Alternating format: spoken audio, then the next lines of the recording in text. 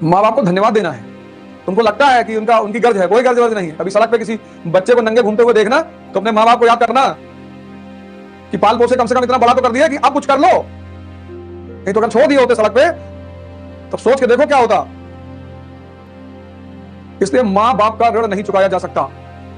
उनकी फोटो ले आके मेज पर रख लो, ऊर्जा मिलती है। कि जब से तुम बॉलीवुड और हॉलीवुड के एक्टर और एक्ट्रेस की फोटो लगाने लगे तभी से तो डिप्रेशन में आए। भगत सिंह की फोटो देखोगे ताव में आ जाओगे, अंबेडकर की फोटो देखोगे लगेगा पढ़ना है, विवेकानंद की फोटो देखोगे लगेगा ध्यान करना है। इन लोगों की फोटो लगाओ, साथ में अपने माँ बाप की भी लगा लो। लेकिन ऊर्जा किससे मिलेगी? जिन्होंने दुनिया में कुछ अचीव किया है। महाराज अग्रवानंद का लगा लो, पंडित श्री श्री रविशंकर का लगा लो, सदगुरु का लगा लो, आशुतोष महाराज जी का लगा लो। इसलिए हिंदू मूर्ति पूजा करते थे, क्योंकि मूर्ति से ऊर्जा लेते थे। उसे गौर से देखते थे तो उससे ऊर्जा लेते थे, उसी ऊर्जा में काम करते थे। ऊर्जा लेने छोड़ के मूर्ति सामने भीख मांगने लगे। मूर्ति भी हंसने लगी कि हमसे काम मांग रहे हो भैया। मैं नहीं कह रहा हूं, स्वामी दयानंद सरस्वती कह रहे हैं अपनी किताब सत्याग्रह प्रकाश में, लड़ाई सबको जीवन में लड़नी है। देखो 5 बजे उठ रहे हो, लड़ाई तो कर रहे हो। मानव का जीवन बिना युद्ध के संभव ही नहीं है। War is the part of human life, या मैं कहूं वॉर इज ह्यूमन लाइफ। सबके जीवन एक युद्ध है, लड़ना है। लेकिन किसके लिए लड़ना है और किससे लड़ना है ये बहुत जरूरी है। आप रिक्शे वाले से लड़ रहे हैं, ऑटो वाले से लड़ रहे हैं, आप खत्म है, आप कुछ नहीं कर पाएंगे जीवन में। हमारे दिल्ली के सीएम अरविंद केजरीवाल जी, वो हमेशा जो सत्ता में रहता है उसी से लड़ते हैं। कभी कांग्रेस से लड़ रहे थे, आज बीजेपी से लड़ रहे हैं। तुम लड़ते किससे हो ये बहुत इंपॉर्टेंट है। और लड़ाई के बिना कोई जीवन ही नहीं। और जिसको संघर्ष से, युद्ध से बचना है, तभी तो रश्मि कहती है कि वर्षों से वन में घूम घूम बाधा विघ्नों को चूम चूम, धूप घाम पानी पत्थर, पांडव आए कुछ और निखत। जो तुम स्ट्रगल से भागते हो ना, उससे भागना नहीं है। सौभाग्य न सब दिन सोता है, देखें आगे क्या होता है। बहादुर शाह वन औरंगजेब का उत्तराधिकारी बना। अब किसी भी राजा को पढ़ना है तो एक फार्मूला याद रखना है, P = P।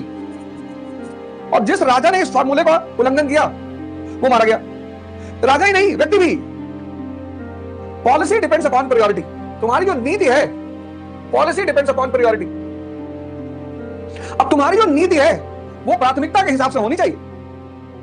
अशोक, विभिन्नतावादी भारत पर उसका शासन है, कटक से अटक, गुजरात से नॉर्थ ईस्ट, तो उसकी नीति क्या है? धम्म। इसलिए तो महान है वो। जो व्यक्ति अपनी प्राथमिकता को ध्यान में रखकर नीति बनाएगा। अब तुम विद्यार्थी हो और वो भी प्रतिस्पर्धी, कॉम्पिटिटर, योद्धा। विद्यार्थी तभी ठीक, योद्धा, प्रतिस्पर्धी, कॉम्पिटिटर और आईएएस की तैयारी करने वाला। अब तुमको हिंदू पढ़ना है 2 घंटा मिनिमम, तुमको 6 घंटे की अपनी शेड्यूल की पढ़ाई करनी है, 8 घंटा, यानी पर डे ये 8 घंटा तुम्हें देना ही देना है। और बाकी 4-5 घंटा डिस्कशन करना, सोचना, वॉक करना, एक्सरसाइज करना, ध्यान करना। यानी तुम्हारे जीवन में जीने का भी समय नहीं है। और 1 ही साल की बात होती है, मैक्सिमम 2। तो 2 साल इन्वेस्ट करके अगर जिंदगी का 80 साल अच्छा हो जाए तो यार एलआईसी से भी अच्छी पॉलिसी है। अब इस प्राथमिकता में जब 8 घंटा तुम पढ़ना है, अब तुमने प्रेम कर लिया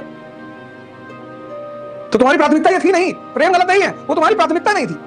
तुमने प्राथमिकता के विरोध में काम कर दिया, इसलिए तुम परेशान होने जा रहे हो।